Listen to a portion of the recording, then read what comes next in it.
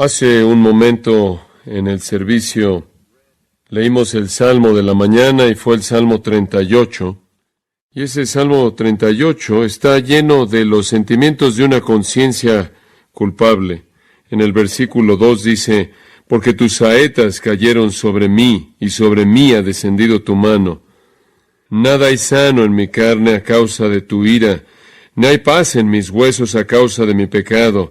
Porque mis iniquidades se han agravado sobre mi cabeza, como carga pesada se han agravado sobre mí, hieden y supuran mis llagas a causa de mi locura.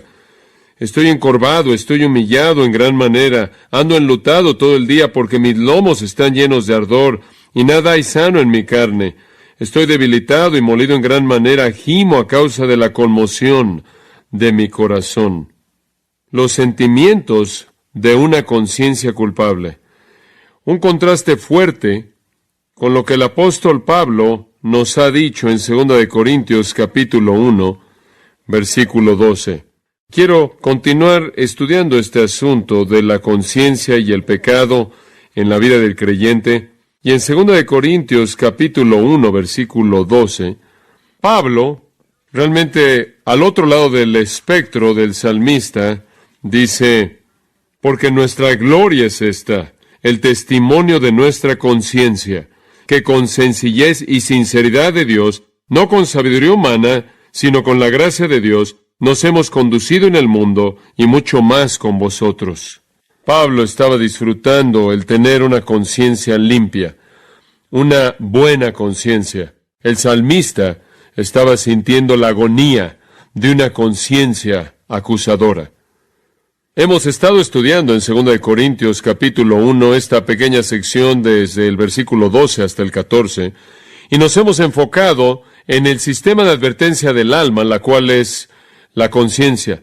Como hemos aprendido, la conciencia produce culpabilidad, vergüenza, ansiedad, incomodidad, temor, duda, enfermedad física y dolor, y otras experiencias de depresión, cuando el estándar o la norma más elevada conocida de conducta moral es violada. La conciencia nos es dada a nosotros como un regalo por parte de Dios para advertirnos acerca de lo que devasta el alma. Y el apóstol Pablo estaba viviendo una vida santa y por ello tenía una conciencia limpia que no lo acusaba. Él no era perfecto, pero él tenía victoria sobre el pecado en su vida. Ningún cristiano puede dar testimonio, un testimonio honesto, del hecho de que cuando se volvió un cristiano, el pecado fue borrado. No es así. La tendencia a pecar todavía existe en nuestras vidas. Aunque somos salvos, todavía pecamos. Peor aún, todavía derivamos placer de nuestro pecado. Todavía luchamos con hábitos pecaminosos, no solo actos pecaminosos aislados, y algunas veces caemos en pecados vergonzosos, escandalosos. Nuestros pensamientos y nuestras palabras no siempre son lo que deben ser. Nuestro tiempo con frecuencia es desperdiciado en búsquedas frívolas y mundanas. Nuestras mentes y nuestros deseos con frecuencia están enfocados en cosas pasajeras. Nuestros corazones con frecuencia se enfrían hacia cosas santas y evangelísticas. Y podríamos hacer la pregunta, ¿por qué es esto así?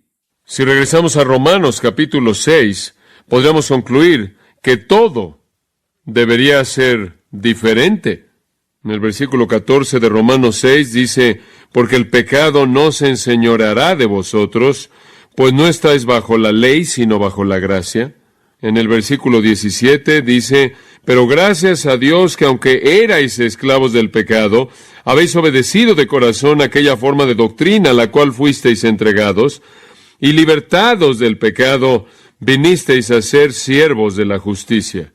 Si de hecho el pecado no tiene dominio sobre nosotros, si realmente ya no somos esclavos del pecado, ¿por qué no podemos vivir una vida pura y disfrutar de una conciencia limpia? ¿Por qué es que esta batalla continúa? Bueno, la respuesta es que todavía hay pecado que permanece dentro de nosotros. Hemos sido salvos del pago del pecado y Cristo tomó el pago en sí mismo al morir en la cruz. Hemos sido salvos del poder dominador del pecado y esto es el dominio poderoso del pecado sobre nosotros ha sido roto y no tenemos que obedecerlo. Inclusive hemos sido salvos hasta cierto grado en la actualidad de la presencia del pecado, porque ya no está con nosotros en todo momento, en toda expresión, y algún día seremos salvos de su presencia en su totalidad. Pero aunque hemos sido salvos y redimidos y perdonados, todavía hay pecado que permanece dentro de nosotros. Ahí yace el problema. El problema es que si usted quiere tener una vida pura y por lo tanto una conciencia limpia, tiene que enfrentar con el pecado que permanece en usted. La pregunta es cómo lo enfrenta. Quiero tomar una ilustración del Antiguo Testamento. Creo que puede ayudarnos a tener un retrato vívido de cómo enfrentar el pecado que permanece en nuestras vidas para que podamos tener una conciencia limpia. Y en lugar de tener la experiencia del salmista, tengamos la experiencia de Pablo. Pase a 1 de Samuel, capítulo 15. 1 de Samuel, capítulo 15. Esta gran historia del Antiguo Testamento tiene la intención de enseñarnos la seriedad del pecado y la justicia de la ira santa de Dios en contra del mismo. No quiero pasar por alto esas verdades ni el valor histórico de esto, pero quiero tomarlo más bien como una ilustración vívida o analogía de cómo los creyentes deben enfrentar el pecado. Veamos el versículo 1 en 1 de Samuel 15. Después Samuel dijo a Saúl: Jehová me envió a que te ungiese por rey sobre su pueblo Israel. Ahora pues, está atento a las palabras de Jehová. Ahora recordará usted que Saúl fue escogido porque él era de hombros arriba más alto que otros, él era de la tribu de Benjamín, él era aquel que el pueblo quería que fuera su rey, y el Señor estuvo de acuerdo en permitir que tuvieran al hombre que querían. Debía ser ungido, pero había una condición. Si él iba a entrar en esta función, tenía que hacer algo, y era escuchar las palabras del Señor. Él se iba a colocar en una posición en donde él iba a estar gobernando al pueblo de Dios, y por lo tanto necesitaba escuchar a Dios, quien era su verdadero soberano. Y después aquí él se vuelve muy específico. Esto es lo que el Señor tiene que decir, y esto es lo que tienes que escuchar y obedecer. Versículo 2. Así ha dicho Jehová de los ejércitos: yo castigaré lo que hizo Amalec a Israel al oponérsele en el camino cuando subía de Egipto. Ve pues y hiera a Amalec, y destruye todo lo que tiene, y no te apiades de él. Mata a hombres, mujeres, niños y aún los de pecho, vacas, ovejas, camellos y asnos. Eso se le llama genocidio.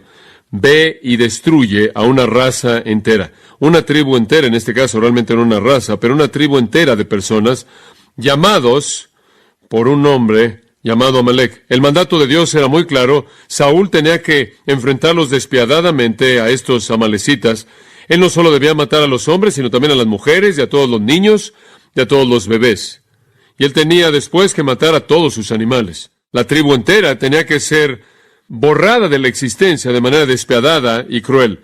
No debían tomar rehenes, y la implicación es que tampoco botín alguno. Ahora, la pregunta que surge de manera inmediata es: ¿por qué un Dios de amor infinito y misericordia y gracia determinó un juicio tan severo en contra de una tribu pagana? Permítame ver si puedo responder esa pregunta. Los amalecitas eran una tribu antigua, eran nómadas, esto es, viajaban por todos lados y ocupaban Canaán del Sur, eran descendientes de Saúl y de esta manera estaban fuera de la línea de la promesa, así como Génesis 36:12 lo indica. Eran los enemigos perennes de los judíos, y una vez que los judíos llegaron a la tierra de Canaán, de hecho, usted recordará cuando los judíos llegaron a la tierra de Canaán, inicialmente tenían miedo de entrar a la tierra.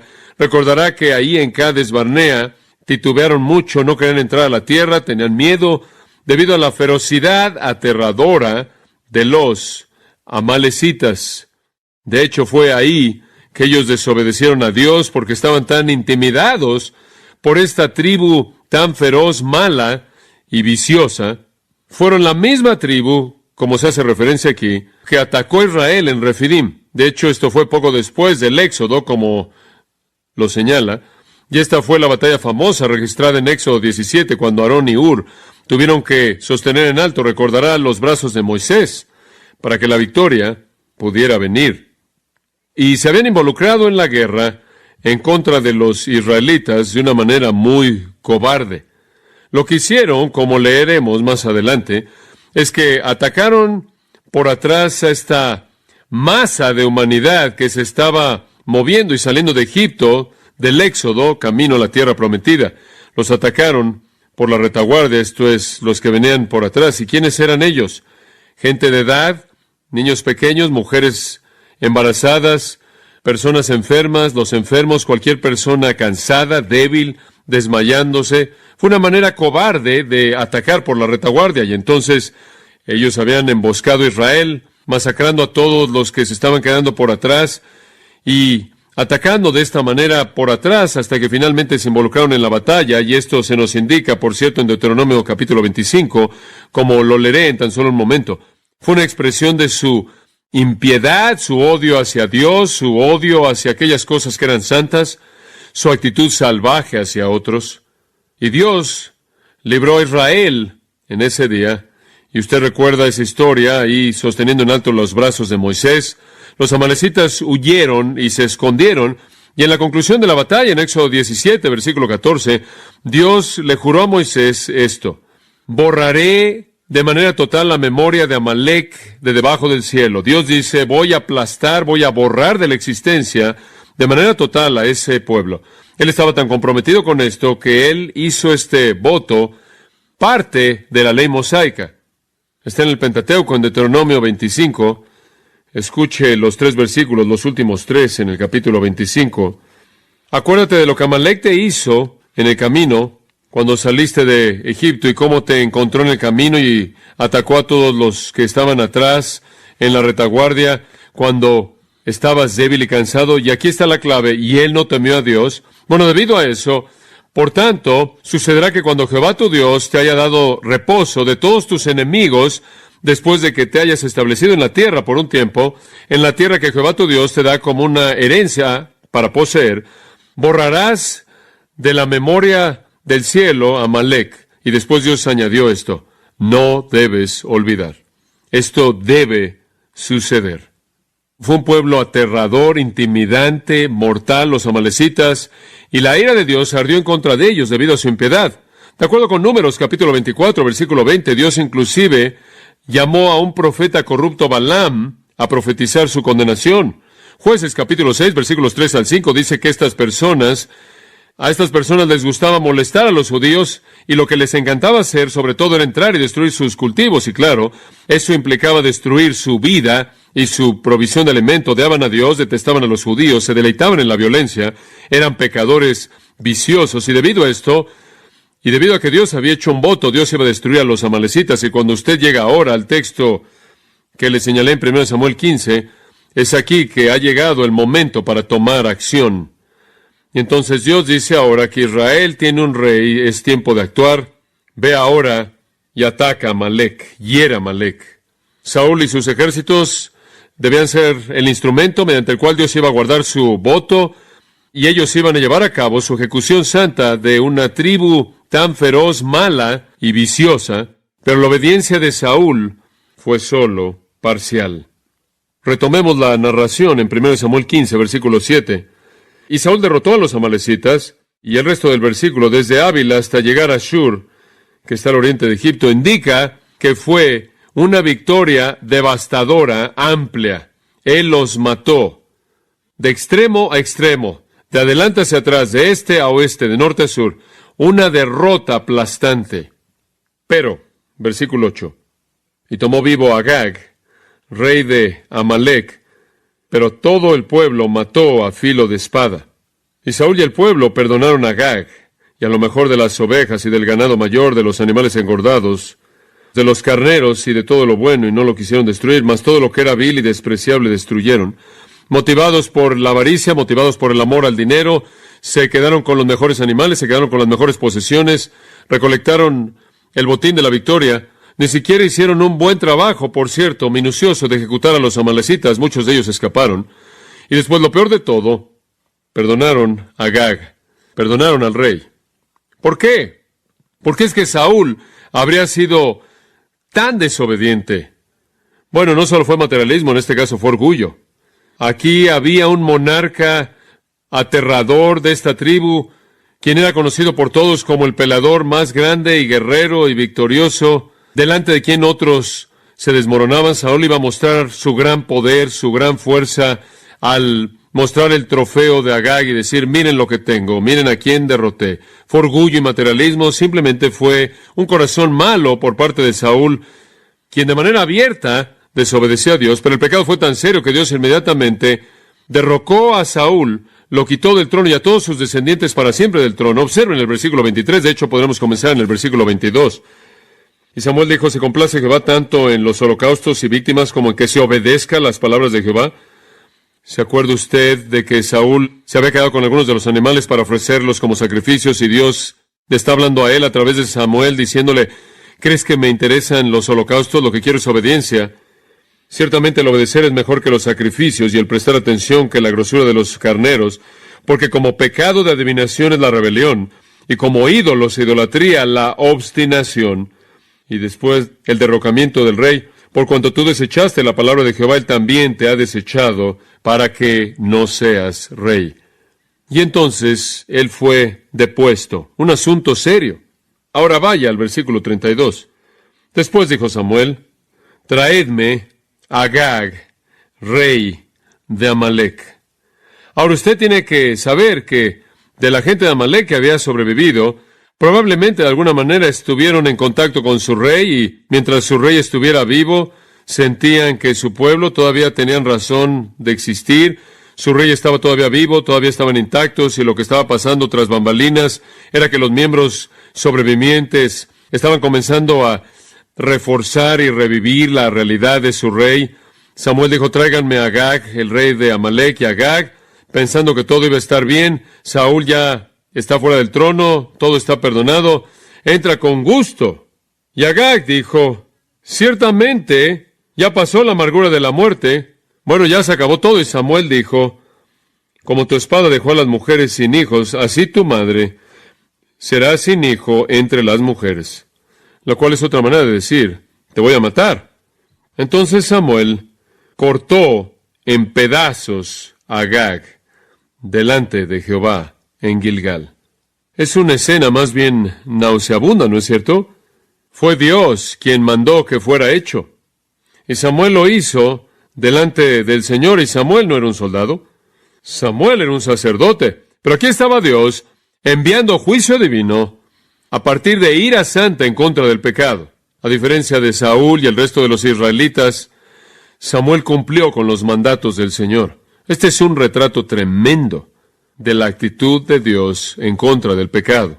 No obstante, y tristemente, la batalla que supuestamente debía exterminar a los amalecitas, supuestamente tenía que borrarlos, terminó antes de que la meta fuera cumplida. Aparentemente los soldados estaban tan ocupados recolectando el botín y asegurándose de que estuvieran escogiendo los animales buenos y separándolos de los malos, y realmente nunca cumplieron con el trabajo, con la misión.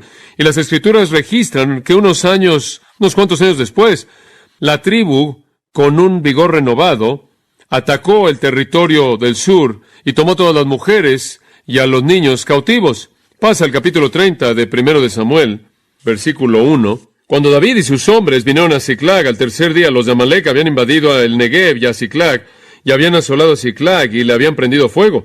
Y se habían llevado cautivas a las mujeres y a todos los que estaban allí, desde el menor hasta el mayor, pero a nadie habían dado muerte, sino se los habían llevado al seguir su camino. Vino pues David con los suyos a la ciudad, y he aquí que estaba quemada, y sus mujeres y sus hijos e hijas habían sido llevados cautivos. Entonces David y la gente que con él estaba alzaron su voz y lloraron, hasta que les faltaron las fuerzas para llorar.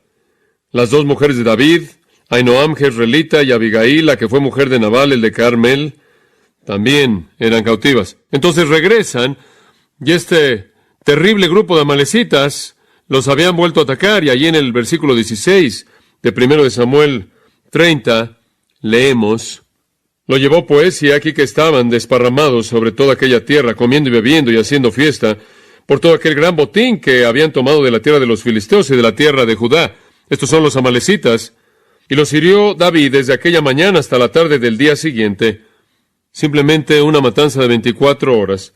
Y no escapó de ellos ninguno, sino 400 jóvenes que montaron sobre los camellos y huyeron. Ahora algunos jóvenes se escaparon, el resto fueron masacrados. Y libró David todo lo que los amalecitas habían tomado, y asimismo libertó David a sus 2 mujeres.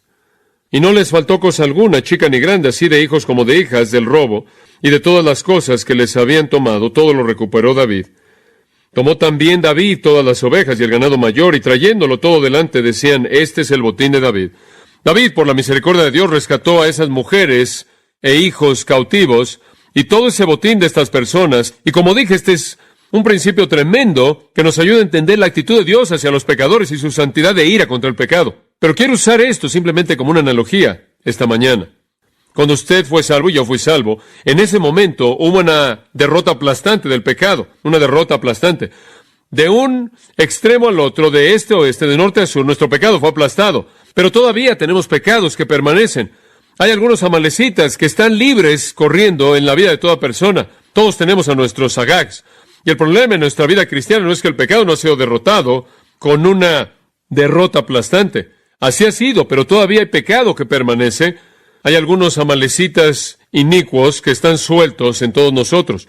Y aunque hubo una derrota grande y gloriosa y triunfal en el momento de nuestra salvación, existe la necesidad de que los pecados que permanecen sean despedazados o revivirán.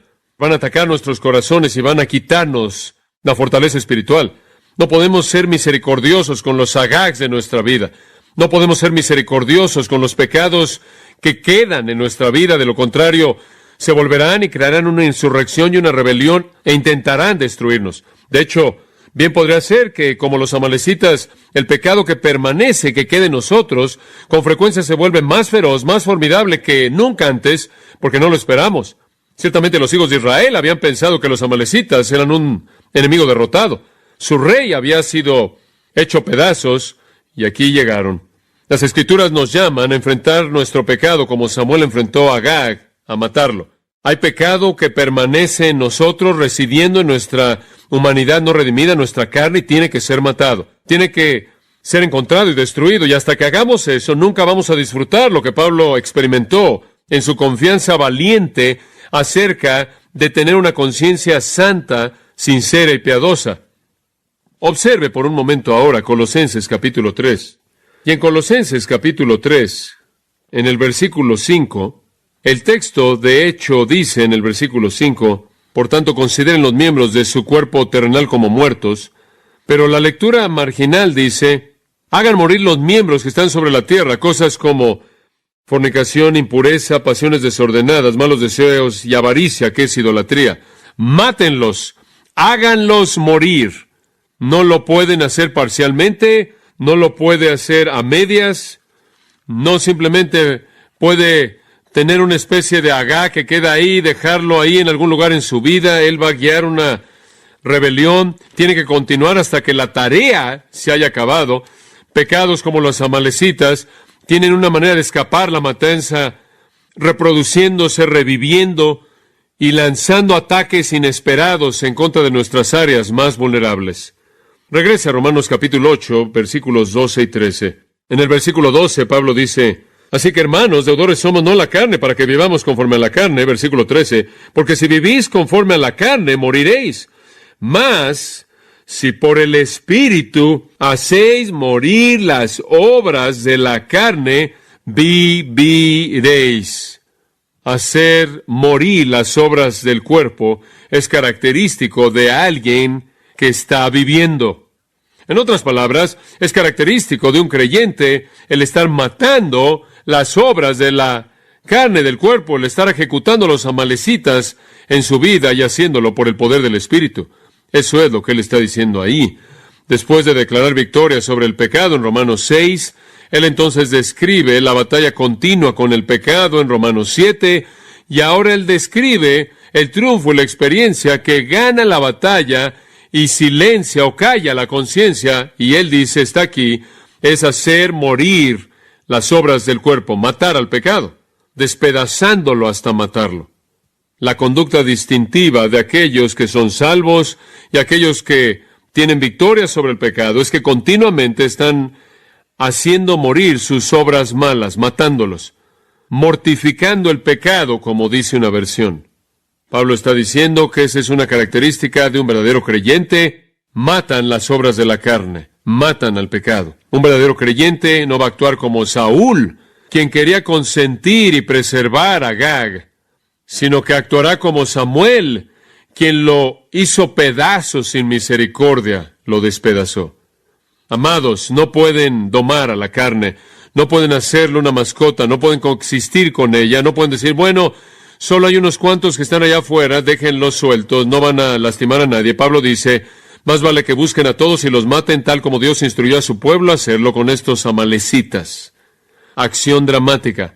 Nuestro Señor habló de una acción dramática como esa en varias ocasiones. Una de ellas está en Mateo 5, versículos 29 y 30, cuando dijo, si tu ojo derecho te es ocasión de caer, sácalo y échalo de ti, pues mejor te es que se pierda uno de tus miembros, sino que todo tu cuerpo sea echado al infierno. Y si tu mano derecha te es ocasión de caer, córtala y échala de ti, pues mejor te es que se pierda uno de tus miembros, sino que todo tu cuerpo sea echado al infierno. Él no está llamando una mutilación personal, está llamando la mortificación, es algo muy semejante. Tiene algunas cosas en su vida que necesita matar. Y Pablo esencialmente está diciendo lo mismo allá atrás en Romanos, cuando él está hablando acerca de matar el pecado. Pablo nunca le promete a un creyente libertad inmediata del ataque del pecado. Él no dice que en el gran triunfo todos los amalecitas murieron o morirán. Él dice, usted va a tener que seguir matándolos a lo largo de su vida. Y Pablo no dice que usted puede resolver este problema con un momento de crisis, una segunda bendición, una segunda obra de gracia, una experiencia de santificación instantánea. Él no dice eso. Él no dice que usted lo puede resolver con un enfoque pasivo, diciendo, yo no hago nada y dejo que Dios haga todo, no puedo hacer nada, no voy a hacer nada, simplemente me siento, no voy a involucrarme en esto, voy a dejar que Dios lo haga todo. Pablo no dice eso, y él nos sugiere algún punto clave, decisivo, de rededicación o de reconsagración al final de una invitación después de un sermón.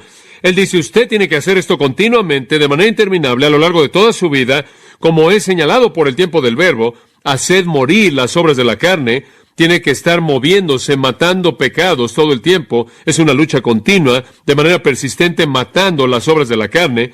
Él no está llamando a algún tipo de vida, de dolor físico, no es la idea. Me acuerdo de cuando conocí un hombre que usaba un cinturón pegado a su carne que estaba lleno de clavos porque él quería estarse lastimando e hiriendo su carne todo el tiempo para que pudiera de alguna manera estar lidiando con sus pecados. Él no está hablando de eso.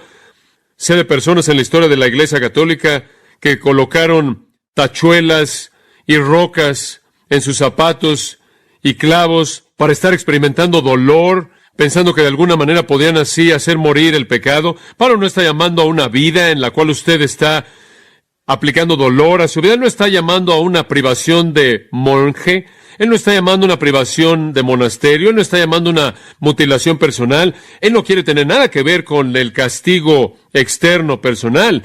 Más bien, él está describiendo un estilo de vida que busca matar el pecado, aplastarlo, quitarle su fortaleza, privarlo de su influencia y de esta manera dar lugar a una conciencia limpia y buena que da lugar a la paz, al gozo, al descanso, a la seguridad, a la certeza y a la esperanza. Básicamente, la mortificación del pecado, el matar al pecado, involucra el cultivar nuevos hábitos de piedad combinados con la eliminación de hábitos viejos de pecado. Del lado positivo, usted comienza a hacer cosas piadosas. Del lado negativo, usted deja de hacer cosas pecaminosas. Y esa es una lucha constante en la cual debemos permanecer comprometidos de manera perpetua. Ahora, las Escrituras nos ofrecen, voy a llevar el mensaje a la conclusión con algunas de estas cosas, algunos medios prácticos mediante los cuales podemos destrozar o despedazar a Agag, medios prácticos mediante los cuales podemos matar a los amalecitas que permanecen en nuestra vida. Y ninguno de ellos es carnal, ninguno de ellos es externo, ninguno de ellos es mecánico, ninguno de ellos es ceremonial, ninguno de ellos es ritual. No tiene nada que ver con ceremonias ni velas, no tiene nada que ver con ningún tipo de cosas como esas. John Owen, el gran pensador y escritor de los tiempos puritanos, observó que la mayor parte del sistema católico romano consistía de, y cito, de maneras erróneas y medios equivocados de mortificación. Fin de la cita. Él dijo, estos católicos siempre están tratando de mortificar el pecado en su vida con medios errados, con votos, órdenes, ayunos, penitencias, todo eso es inútil. El pecado no puede ser aniquilado a través del legalismo o el monasticismo, el pietismo, el asceticismo, el fariseísmo, el celibato, la autoflagelación, o a través de los confesionarios, o los rosarios, o las Aves Marías, o ningún otro medio externo. El instrumento de mortificación está en el corazón, es el poder del Espíritu, Romanos 8:13. Por el Espíritu haga morir. Esto es algo espiritual, no es algo físico. El Espíritu va a estar ahí, pero nosotros tenemos que estar activos en el proceso, no pasivos. Todos los medios de mortificación son extraídos de mandatos simples de las Escrituras al creyente que debemos obedecer. Permítame enfatizar algunos. Vamos a ver un pequeño flujo y secuencia. Si usted quiere matar el pecado en su vida, y es la única manera de tener una conciencia limpia, si usted quiere enfrentar el pecado en su vida, así es como lo debe hacer. Paso 1. Absténgase de deseos carnales. Absténgase de deseos carnales. Santiago dice, cada uno es tentado cuando de su propia concupiscencia es atraído y seducido. Entonces la concupiscencia, habiendo concebido, da luz al pecado. Si usted va a matar el pecado, usted tiene que detener el deseo pecaminoso. Tiene que enfrentarlo inicialmente. 1 Pedro 2:11, Pedro dice, y creo que es tan simple y directo como puede usted decirlo. Los animo como extranjeros y peregrinos a abstenerse de los deseos carnales que batallan contra el alma. Ahora, ¿qué está diciendo? Le voy a decir lo que está diciendo.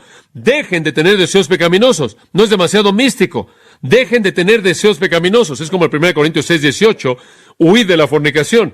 ¿Quiere matar los deseos pecaminosos en su corazón? Entonces, deje de entretenerlos. Pedro no describe algún programa complejo de terapia. Él simplemente dice, dejen de tener deseos carnales. Déjenlos. Sáquenlos de su vida. No hay punto alguno en esperar que algún tipo de poder celestial quite el deseo pecaminoso. No hay punto alguno en pasar horas y horas y años buscando la fórmula correcta para perseguir al demonio del deseo pecaminoso. Aquí está el medio más simple y directo de matar al pecado. Deje de tener el deseo pecaminoso. Deténganlo. Es como Santiago 4, el cual dice, resista al diablo y huirá de usted.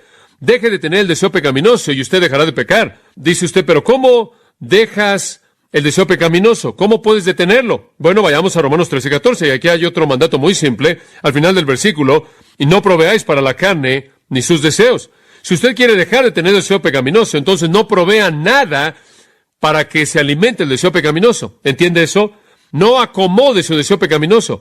El deseo pecaminoso tiene que ser detenido antes de que comience. Digo, si usted lucha con la glotonería, no vaya al mercado con mucho dinero, hambriento solo. Vaya con poco dinero, lleno y con un amigo espiritual. ¿Sabe lo que estoy diciendo? No se coloca en esa posición. Si usted lucha con la glotonería, no se llene de comida chatarra o basura. Si usted se ve tentado por el deseo sexual, no llene su mente con las imágenes que alimentan la tentación. No vayan a una película que demuestre ese tipo de cosas, o lea una novela que trata de eso, o vea programas en televisión que alimentan eso y después se pregunta por qué siempre está luchando con el deseo pecaminoso y por qué siempre tiene una conciencia que lo acusa. No provea para los deseos de la carne. Es como matarla de hambre. A mí antes me gustaban las papitas, no es un pecado, pero un punto de ilustración. Las papitas no son buenas para mí, me dijo el doctor. La única manera en la que puedo dejar de comer papitas es no estar cerca de ellas. Si están cerca, me las voy a comer, me las como en moderación. Pero si no están cerca de mí, no tengo problema alguno. Es maravilloso algunas veces cuando me acerco ahí a la repisa y no están ahí. Y puedo felicitarme a mí mismo por mi dominio propio, por mi gran dominio propio. Y para empeorar las cosas, vivo a 3 kilómetros del supermercado más cercano. Es algo fácil quitar lo que alimenta la mente con el medio para entretener pensamientos malos. No haga preparativos para la posibilidad de pecar, entonces mátelo antes de que se reproduzca. Entonces, si se va a abstener de deseos pecaminosos, no haga provisión para los mismos. Hay un tercer paso en el flujo aquí, estamos retrocediendo. Enfoque su corazón en Cristo. Este es el mismo versículo 14. Sino vestidos del Señor Jesucristo.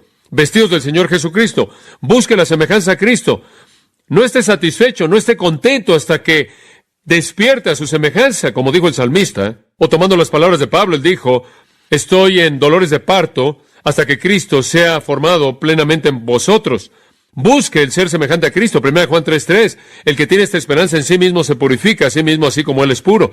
Enfoque su corazón en Cristo y la semejanza a Cristo y pregúntese qué es lo que Cristo quiere que usted haga. ¿Sabe una cosa? Es una ley espiritual absoluta que usted se va a volver como el objeto de su adoración. Así es.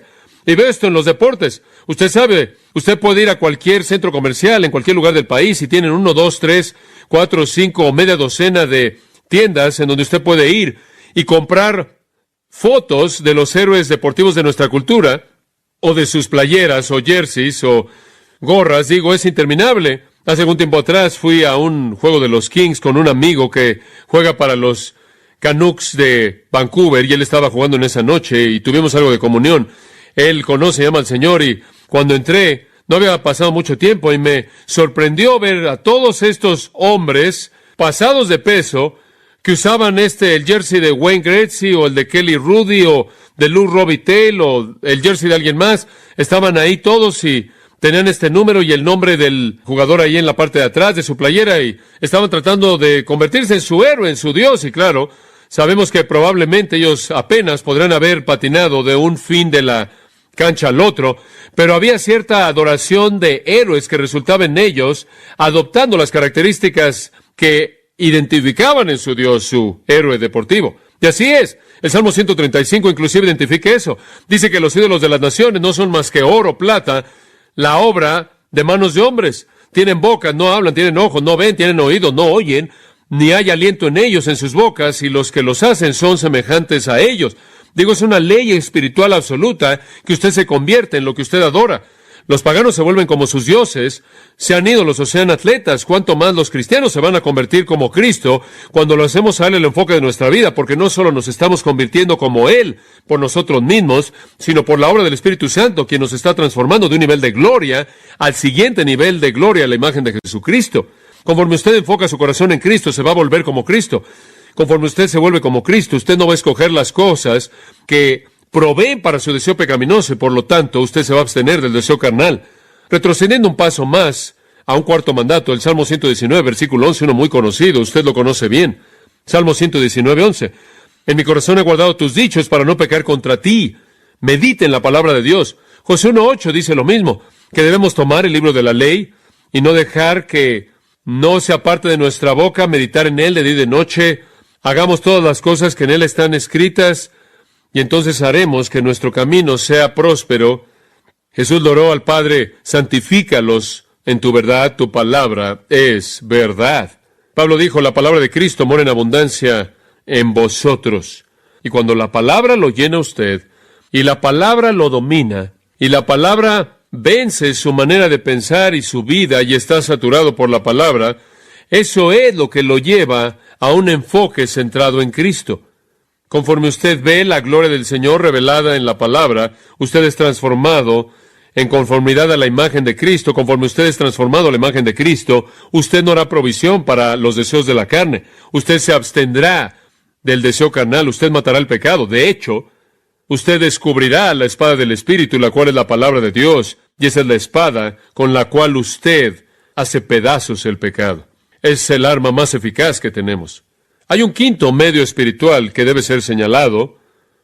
Meditar en la palabra de Dios lleva al enfoque en Cristo, lo cual lleva a que no hagamos provisión para la carne, lo cual lleva a abstenernos de deseos pecaminosos.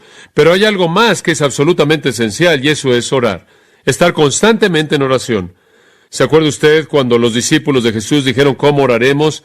Jesús, entre las cosas que les enseñó, les dijo esto: cuando oren, oren así: no nos metas en ¿qué? En tentación, sino líbranos del mal. Es cuestión de oración, es cuestión de pedirle al Señor.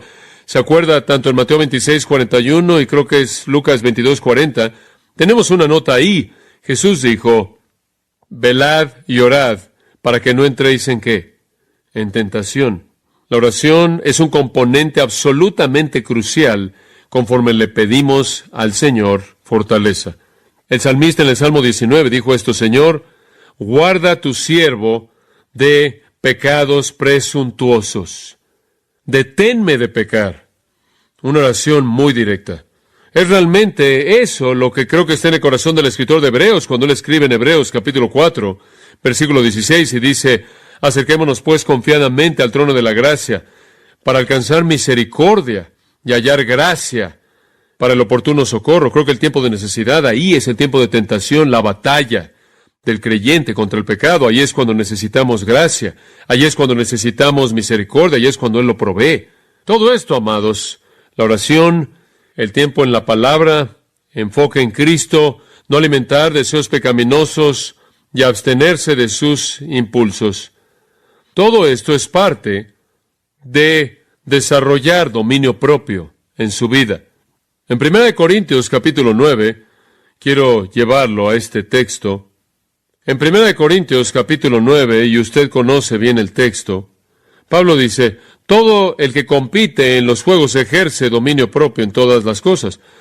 Usted tiene que dominar su vida de oración, controlarla, su tiempo en la palabra, su enfoque en Cristo, decir no a las cosas que alimentan su deseo pecaminoso, si es que usted va a ser un ganador. Y Pablo dice, la gente que compite en los juegos ejercen dominio propio en todas las cosas. Controlan su dieta, controlan su plan de ejercicio, su programa de entrenamiento, su sueño. Usted sabe que un gran atleta es alguien que tiene su vida bajo control.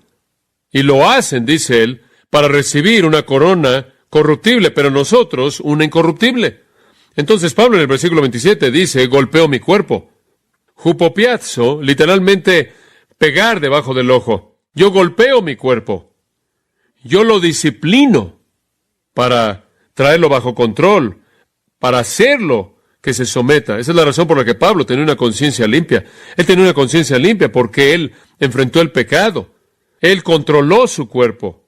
Una disciplina personal vigilante. Una disciplina personal que es un hijo de la oración constante y la meditación constante en la palabra. Es aquello de lo que Lucas 21:34 habla cuando dice, velad, estad en guardia para que sus corazones no estén cargados de disipación y embriaguez y las preocupaciones de la vida. Pablo se disciplinó a sí mismo para elevarse por encima de eso. Simplemente es disciplina personal. Realmente es Filipenses 2. Ocupaos de vuestra salvación con temor y temblor, porque Dios es el que en vosotros produce así el querer como el hacer, por su buena voluntad. Usted tiene que estar comprometido con ello, trabajar duro en esto, disciplina personal. Pero por otro lado, es Dios quien lo está haciendo. Y esto nos lleva de regreso a Romanos 8:13, ¿no es cierto? Por el Espíritu. Es el poder del Espíritu operando en nosotros que mata el pecado, pero no sin nuestro involucramiento. Usted no puede nada más sentarse, como dije antes, y esperar que los amalecitas y los agags de su vida simplemente se vayan. Usted no puede coexistir con ellos. Usted tiene que ser agresivo y estar activo en oración, meditando en la palabra, fijando su corazón en Jesucristo y vistiéndose del Señor Jesucristo, evitando todo lo que alimenta su deseo pecaminoso y absteniéndose del deseo pecaminoso de esa manera.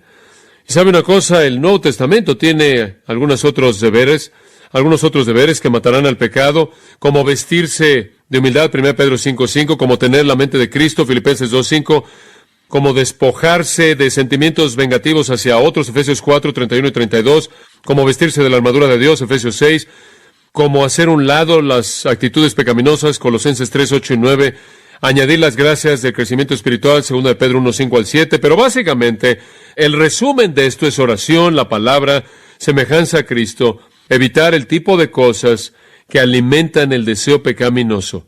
Y por lo tanto dejamos de tener deseo pecaminoso, dejamos de pecar. Resumiéndolo todo, en la misma carta que estamos estudiando, 2 Corintios 7:1, Pablo dice, así que amados, limpiémonos de toda contaminación de carne y de espíritu, perfeccionando la santidad en el temor de Dios.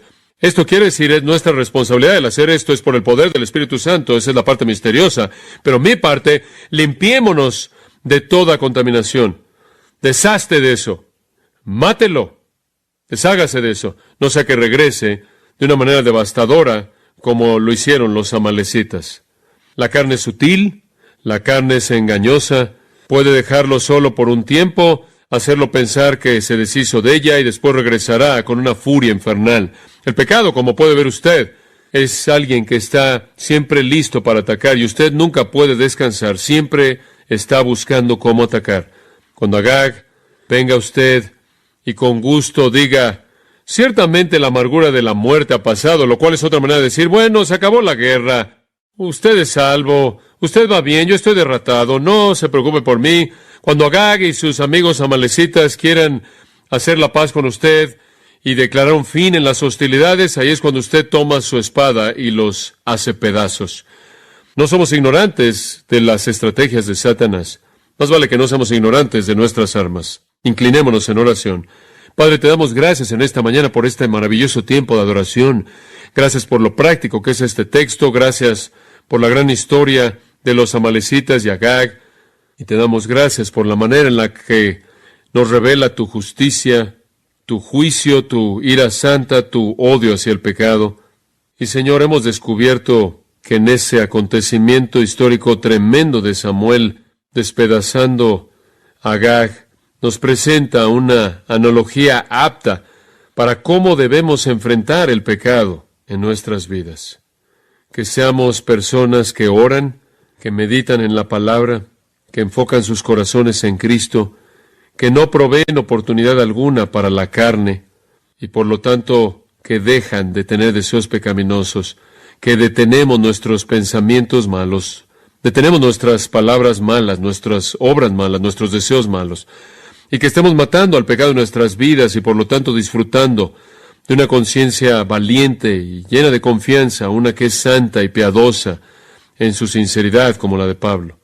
Te doy gracias por los que en esta mañana aquí con nosotros dicen que su conciencia está limpia, quizás inclusive en esta mañana sus pecados fueron confesados de manera total y en estos días de adorarte a ti, en esta temporada del año, quizás sus corazones se han fijado en ti de una manera especial y la conciencia está limpia.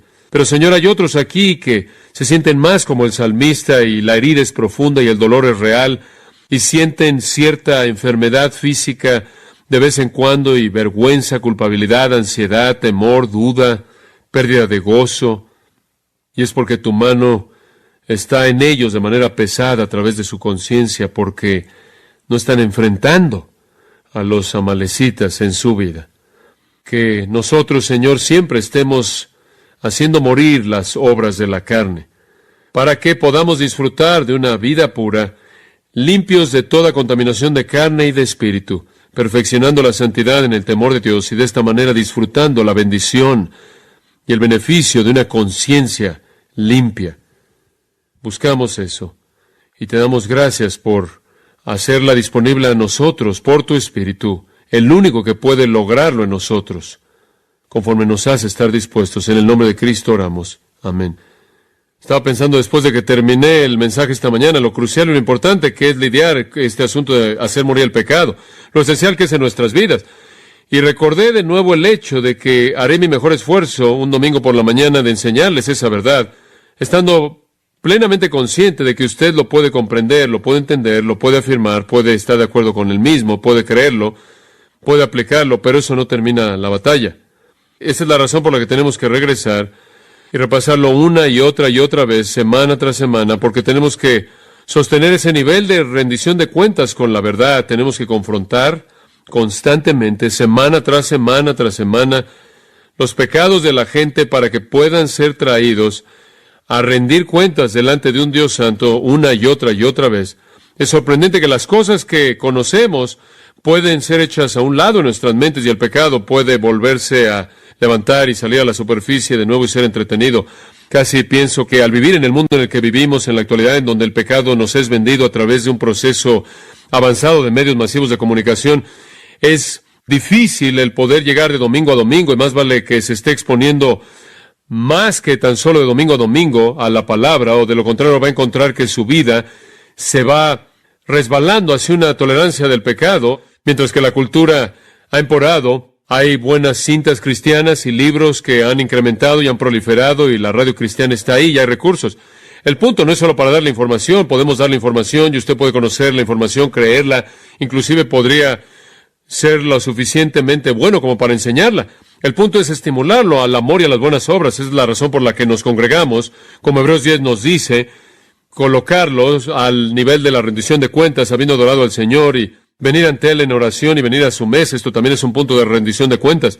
No es solo información, es repetición que es necesaria, porque llegamos a no hacer lo que conocemos, y esto de manera tan fácil, y entonces estoy aquí no para darle nueva información o información antigua en un nuevo paquete, sino para recordarle una y otra vez, porque la batalla continúa, y entonces es tan importante que la gente sea fiel en adorar al Señor domingo tras domingo tras domingo, sin perderse un domingo, porque usted cae en patrones de tolerancia en su vida cuando usted no es llevado a la rendición de cuentas, cuando usted no se está sentando bajo la predicación directa de la palabra de Dios. Por eso me preocupo tanto por personas que se sientan en iglesias, en donde la meta del mensaje es hacer que los incrédulos estén cómodos, porque lo que va a pasar en últimas es que el creyente va a sentirse muy cómodo por su pecado, porque nunca es confrontado, realmente nunca es enfrentado. Entonces va a tener usted una multitud feliz de incrédulos que están bien entretenidos y un grupo miserable de creyentes que está perdiendo la batalla al pecado. Es crucial entonces que cuando la iglesia se congrega,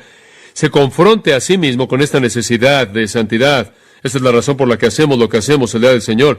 Y solo quería añadir esto como un comentario al margen esta mañana, porque creo que es tan importante que usted entienda que mi función aquí no es darle nueva información, sino hacerlo que sea responsable con la información antigua, la verdad que cambia la vida. Y algunas veces caemos con tanta frecuencia y de manera tan regular que necesitamos ser traídos de regreso a esa rendición de cuentas una y otra vez. Y para ayudarle y traer un aguijón a su conciencia es parte de la función del predicador, y ciertamente es la función de la mesa del Señor, el confrontar nuestros fracasos y nuestros pecados y nuestras transgresiones y nuestra conciencia que nos acusa. Entonces, en esta noche, antes de que lleguemos a la mesa del Señor, lo cual haremos en un momento, me gustaría recordarle unas cosas que no dije en esta mañana, y a manera de recordatorio, a manera de comentario al margen, quiero añadir al mensaje de esta mañana algunas ayudas finales en este proceso de matar al pecado. Ahora recuerden, Romanos 8:13 dice que si por el Espíritu hacéis morir las obras de la carne, viviréis. Es en el poder del Espíritu Santo por el que matamos el pecado que queda en nosotros, y debemos estar ocupados en tomar la espada del Espíritu, por así decirlo, en el poder del Espíritu Santo, y matar a los pecados que quedan en nuestra vida. Y en el proceso de hacer eso, usted recordará que señalemos que debe abstenerse de deseos carnales, no debe hacer provisión para la carne, debe vestirse del Señor Jesucristo, debe meditar en la palabra, esconderla en su corazón para que no peque, debe velar y orar para que no entre en tentación. Vimos todos esos mandatos. También señalamos que debe estar lleno del Espíritu Santo, porque Él es el poder que lo hace suceder, y debe disciplinarse para tener dominio propio, golpear su cuerpo para que usted no quede descalificado. Y añadimos otros deberes que van de la mano, como buscar la humildad y cosas así. Pero permítame darle algunos recordatorios finales conforme usted se involucre en aplicar todos esos principios en su vida. Hay algunas cosas que necesita saber, y le voy a dar unos cuantos antes de que lleguemos a la mesa del Señor. Número 1. El pecado no está matado cuando es meramente cubierto. El pecado no es matado cuando es meramente cubierto. Usted puede ser muy exitoso en cubrir su pecado hasta donde otros pueden ver. Usted puede tener mucho éxito en esconderlo de toda persona que lo rodea, pero eso no es matarlo. Si un pecado simplemente ha sido cubierto con algún tipo de protección, si ha sido cubierto con algún tipo de pintura, como pintura en una pared, eso es hipocresía, y la hipocresía simplemente es otro pecado. Si la conciencia de alguna manera ha sido cubierta de azúcar, usted está en un estado mucho más peligroso de lo que usted estaba antes. Cubrir de manera exitosa su pecado no mata su pecado, lo hace inclusive estar más vivo porque no ha sido expuesto, se está escondiendo. Y en Proverbios 28:13 leemos esto: el que encubre sus pecados no prosperará, pero el que los confiesa y se aparta alcanzará misericordia. Usted no ha cumplido con su deber en matar el pecado hasta que lo ha confesado y lo ha dejado. Cubrirlo solo lo empeora. En segundo lugar, en ayudarle al aplicar este deber necesario de matar el pecado, necesita recordar que el pecado no ha sido matado cuando únicamente ha sido internalizado. El pecado no es matado cuando únicamente es internalizado. Alguien podrá pensar que hubo cierto pecado que practicaron de alguna manera, pecados de su boca, de su lengua, pecados cometidos con su cuerpo, sus manos, sus ojos, sus oídos, lo que sea. Y después, cuando dejaron de hacerlo, cuando dejaron la práctica externa de esa maldad, imaginan que por lo tanto lo han matado. cuando la realidad es que están disfrutando de los placeres de ese pecado en su propia mente. Podrá encontrarse a usted mismo llegando al punto en su experiencia cristiana en donde usted dice: no voy a entretenerme a mí mismo al ir a películas que desfilan inmoralidad. Y entonces usted deja de hacerlo. Pero las imágenes vívidas de esas experiencias, de ver esas películas, usted permite que regresen a su mente y usted las entretiene una y otra vez. No ha matado el pecado en absoluto. El pecado no es matado cuando solo es internalizado. No está muerto si usted todavía puede meditar en los placeres del pecado. Quizás pudo haberlo movido de afuera hacia adentro, y quizás pudo haberlo movido de la privacidad de su imaginación, en donde solo es conocido para usted y para Dios. Pero ese pecado no está muerto. Al contrario, se ha vuelto más mortal, porque ahora está casado con la justicia pretenciosa. Ahora es peor a los ojos de Dios. Es aquello por lo que Jesús reprendió a los fariseos. Ellos evitaban el homicidio, pero toleraban el odio. Ellos evitaban la fornicación y el adulterio, pero toleraban el ver a una mujer para desearla de manera pecaminosa. Y Jesús inclusive los declaró dignos del infierno eterno. El pecado no está matado cuando meramente está cubierto de hipocresía, no está matado cuando es internalizado. En ambos casos puede llegar a ser aún más peligroso.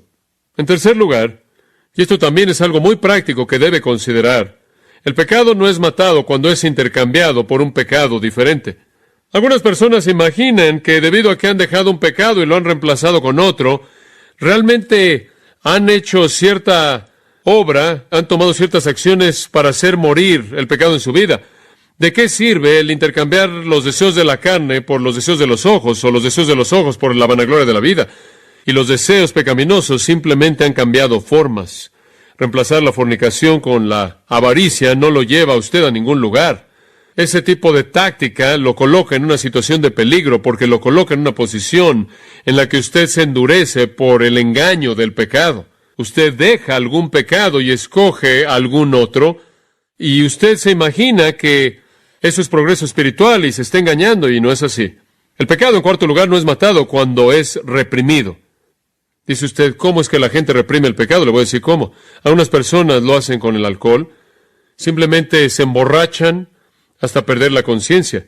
Prefieren experimentar elefantes rosas que la culpabilidad. Algunas personas ahogan su culpabilidad con el entretenimiento y otras distracciones. Algunas personas van a otros consejeros y otras personas que van a elevar su autoestima y de esta manera imaginan que su culpabilidad ya se acabó, cuando realmente únicamente está siendo reprimida bajo el engaño de consejo no sabio. Martin Lloyd-Jones escribió en una ocasión, y cito: si usted meramente reprime una tentación o su primer movimiento del pecado dentro de usted, probablemente va a regresar con mayor fuerza. A este punto yo estoy de acuerdo con el psicólogo moderno que la represión siempre es mala. Bueno, ¿qué hace usted?, pregunta alguien. Yo respondo: cuando usted sienta ese primer movimiento del pecado, simplemente levántese y diga: claro, no voy a enfrentar en nada esto. Exponga la cosa y diga: esto es malo, esto es vil, esto es lo que sacó al primer hombre del paraíso. Sáquelo, véalo, denúncielo, ódielo por lo que es. Y entonces realmente usted lo ha enfrentado. Usted no debe empujarlo meramente en un espíritu de temor o una manera temerosa, dice él. Sáquelo, expóngalo, analícelo, después denúncielo por lo que es hasta que lo odie. Fin de la cita. Ese es buen consejo. Enfrentamos nuestro pecado de manera valiente cuando le pegamos en la cabeza. Someterlo un poco no es suficiente, necesitamos exterminarlo, como aprendimos en el caso de Agag al hacerlo pedazos. Esa tarea de toda la vida. Entonces, en cierta manera lo estamos cubriendo desde todo ángulo posible. El pecado no es matado cuando es meramente cubierto, no es matado cuando es meramente internalizado. El pecado no es matado cuando simplemente es intercambiado por un pecado diferente. Y el pecado no es matado cuando es meramente reprimido.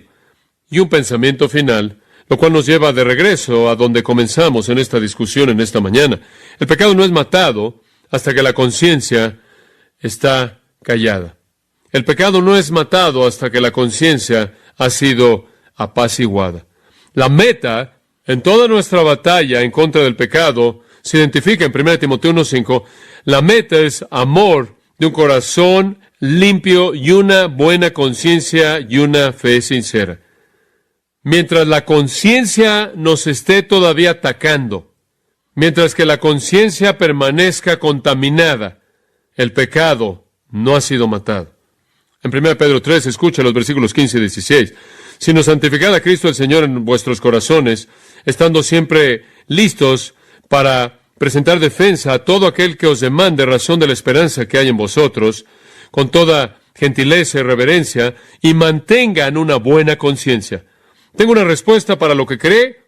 Esa es la primera polémica. La segunda es una vida pura que da lugar a una conciencia buena. ¿Quiere tener un impacto en el mundo? ¿Quiere callar a los críticos, la gente que calumnia la fe? ¿Quiere hacer una diferencia? ¿Quiere ver a gente que ven a Cristo? Haga dos cosas. Tengo una respuesta y tengo una buena conciencia. La primera polémica es tener la capacidad de defender la fe. La segunda polémica es ser capaz de defender su devoción a la fe. Una cosa es ponerse de pie y decir, creo en el cristianismo, creo en la fe cristiana, estoy comprometido con la fe cristiana, estoy comprometido con el Señor Jesucristo, estoy comprometido con el hecho de que Él es Dios en carne humana, murió en la cruz, resucitó por mí, estoy totalmente comprometido con la Biblia, y después que alguien le pregunta, bueno, ¿por qué estás viviendo en pecado? ¿Con qué nivel de compromiso está usted comprometido? Entonces hay una doble polémica en ese texto. La primera es conocer la respuesta por la razón de la esperanza que hay en usted, y la segunda es mantener una vida pura, lo cual da lugar a una conciencia buena, de tal manera que no solo puedan calumniar lo que usted cree, sino que no puedan calumniar la manera tan profunda y entregada con la que lo cree. Parte del proceso de la verdadera mortificación o del hacer morir el pecado es enfrentar el asunto de la culpabilidad. Si usted quiere saber en dónde en su vida el pecado no ha sido enfrentado, simplemente escuche su conciencia. Esto es un contraste total, por cierto, con la sabiduría popular de nuestro día. La sabiduría popular de nuestro día es muy diferente. Escuche lo que Juan Owen escribió. Si usted quiere matar el pecado, cargue su conciencia de la culpabilidad del mismo. ¡Wow! La mayoría de la gente en la actualidad le va a decir que huya de la culpabilidad. John Owen dijo, cargue su conciencia de culpabilidad.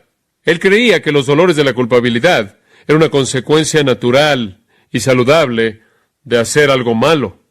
Avergüéncese, escribió él. Avergüéncese mucho, porque él vio la vergüenza como una ventaja. Escuche a su conciencia avergonzada y culpable. Como puede ver, él de manera correcta, esto es John Owen, entendió que debemos entender lo que Pablo entendió cuando él escribió 2 Corintios 7:10. La tristeza que según la voluntad de Dios produce un arrepentimiento sin remordimiento. La verdadera tristeza piadosa producirá arrepentimiento. ¿Y qué produce la tristeza piadosa? Una conciencia ¿qué? Culpable. ¿No es lo que leímos en el Salmo 38? ¿No fue el Salmo 38 que leímos en esta mañana una ilustración clásica de tristeza piadosa producida por la culpabilidad? Y fue esa vergüenza que llevó al salmista a su gran confesión. Esas personas que tan solo afirman con su cabeza su culpabilidad, reclaman de manera trivial la promesa del perdón y se confortan rápidamente a sí mismos y después ya no piensan en su pecado y se están sometiendo a sí mismos al engaño del pecado que endurece el corazón. Deje que la tristeza haga su obra plena en producir un arrepentimiento profundo y honesto, y esos pecados serán debilitados de manera severa. De esta manera podemos matar a los amalecitas en nuestra vida. De esta manera podemos hacer pedazos al Agag y podemos enfrentar con el pecado que quede en nosotros. Es una tarea de por vida. No tenemos que hacerlo solos, como vimos en esta mañana. Ocupados de vuestra salvación con temor y temblor. Pablo dijo en Filipenses 2:12, y en el siguiente versículo dijo, porque Dios es el que en vosotros produce, así el querer como el hacer, por su buena voluntad. El pecado es algo serio, es lo serio, el asunto serio que roba nuestro gozo. No sé usted, pero me gustaría llegar al lugar en mi experiencia cristiana en donde será rutinario, para mí el poder repetir las palabras de Pablo allá atrás en ese primer capítulo de 2 Corintios. Nuestra confianza es esta, el testimonio de nuestra conciencia, que en santidad y en sinceridad piadosa, no en sabiduría carnal, sino en la gracia de Dios, nos hemos conducido en el mundo y especialmente hacia vosotros. El poder decir todo el tiempo, mi conciencia está limpia, como él le dijo a los corintios, sin que nada lo acuse. Aquí estaba un hombre que realmente estaba enfrentando su pecado. Él no solo lo estaba cubriendo, él no solo lo estaba internalizando, él no lo estaba reprimiendo, él no lo estaba intercambiando por otro pecado, él realmente lo estaba enfrentando y su conciencia estaba en paz. Escuche a su conciencia. Es el sistema de